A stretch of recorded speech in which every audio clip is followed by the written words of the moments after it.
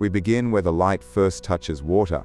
The Tiber slides past reed and stone, a slow, reflective ribbon that remembers more than it says. On a shoulder of earth above its bend, a few smoke threads rise from conical huts, their roofs thatched, their walls dark with years of weather and hearth. The ground is clay and dust, the air faintly salted by the sea not so very far away. It is quiet enough to hear tools biting wood, cattle bells on the lowlands, and the unhurried murmur of a river that will one day witness triumphs no one here could name. This is not yet Rome, not as we mean it. It is a vantage, a forward, a useful place. But a place can become a story, and then a city. The story begins, as old stories like to do, with another story behind it. One thread winds out of the smoke of Troy, where legend puts a prince named Aeneas fleeing a burning coast. Guided by omens and obligations, he wanders, bargains, marries, fights, and eventually brings his gods and kin to Italian shores. That is one tale Romans told about themselves, a way to claim depth by binding their beginning to a famous ending. It's a myth, yes, but a useful one. It says, "We descend from survivors, we carried our hearth gods across the sea, our home is a chosen place." There is another thread. Two brothers on the banks of the Tiber, set adrift, rescued by chance and kindness, reared by a shepherd family, and visited in memory by the red shade of a she-wolf. Romulus and Remus. Their quarrel is an old lesson wearing a legend's face, that cities come from decisions and boundaries, and from blood spilled deciding both. We are told they chose different hills, reared different birds, and crossed different lines. Rome, the story says, stood where Romulus drew a furrow and defended it. A caution is due. These are late-order telling chords woven backward into time. The precise dates and acts, as later authors give them, are polished and arranged long after. But the bones beneath them are ancient, a site by a ford, a cluster of hilltop villages, a boundary that mattered. And archaeology has its own language for this place. It speaks of postholes and ash layers, of carbon and clay, of the way soil remembers what people want to forget. On the Palatine hill, traces of oval huts appear in the earth by the late 9th and 8th centuries BCE. Hearths were tended there. Domestic vessels and the marks of everyday living suggest a community that was small, but steady. Down between the Palatine and the Capitoline lay a marshy hollow, not yet the Forum, with water pooling after storms. To the west, the Tiber curled, offering a crossing where the island breaks the river's push. The geography is quietly decisive. Hills for refuge and ritual, lowlands for market and meeting, a river road to the sea, and hinterlands for grain and salt. What we call Latium was a mosaic of communities around Rome, speaking related tongues, sharing cults, and seasonal assemblies.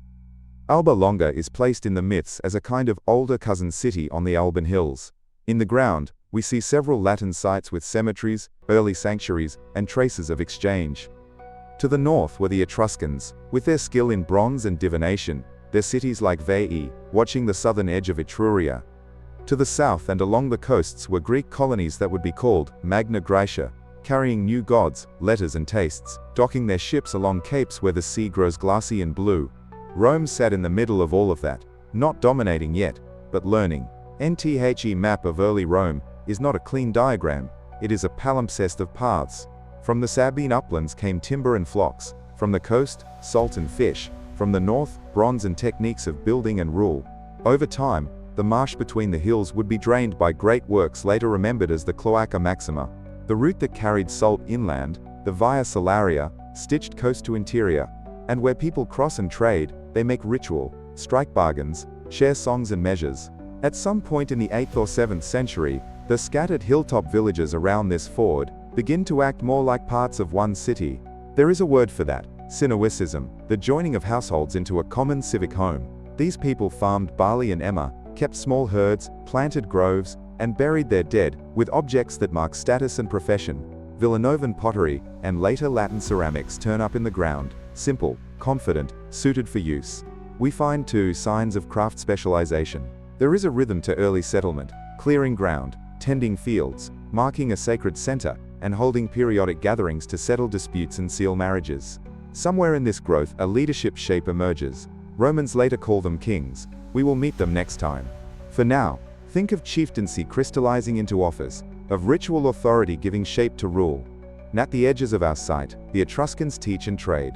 Their influence is visible in the styles of dress and ornament the Romans later adopt, in their expertise with augury, in their city forms with ritual boundaries, and perhaps in the political theater of procession and insignia. The Romans will one day carry fasces before magistrates. The Etruscan kings had their lictors. The Romans will seat their gods in temples of wood and stone. Etruscan models for temple fronts, proportion, and color run like veins through the peninsula.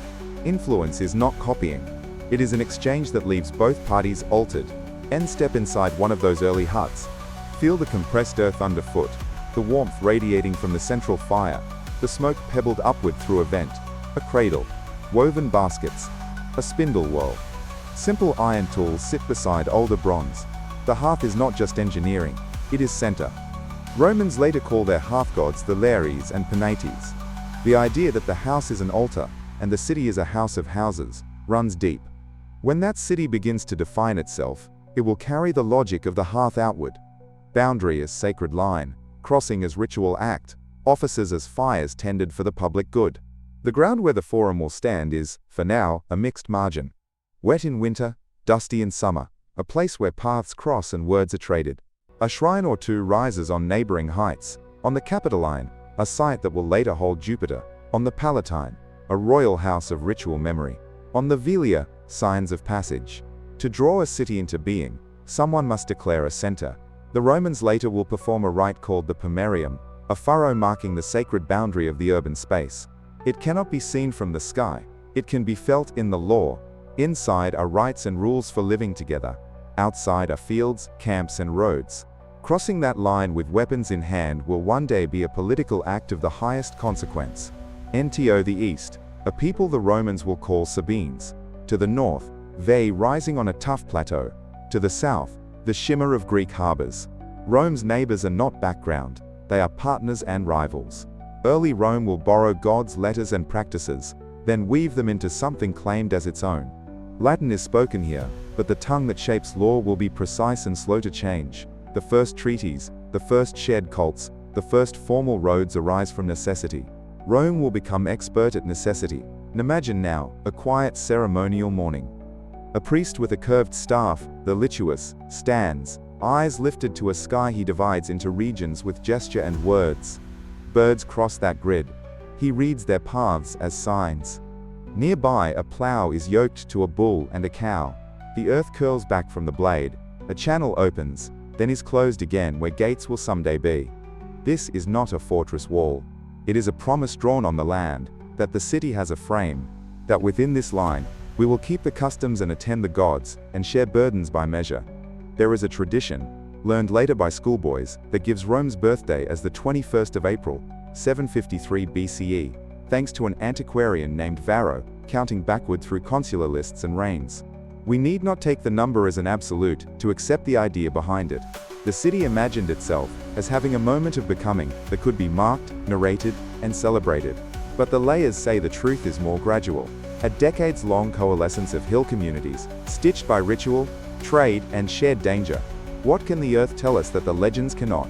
That people here valued order, that ritual and rule grew together, that the ford and the hills were gifts they learned to use.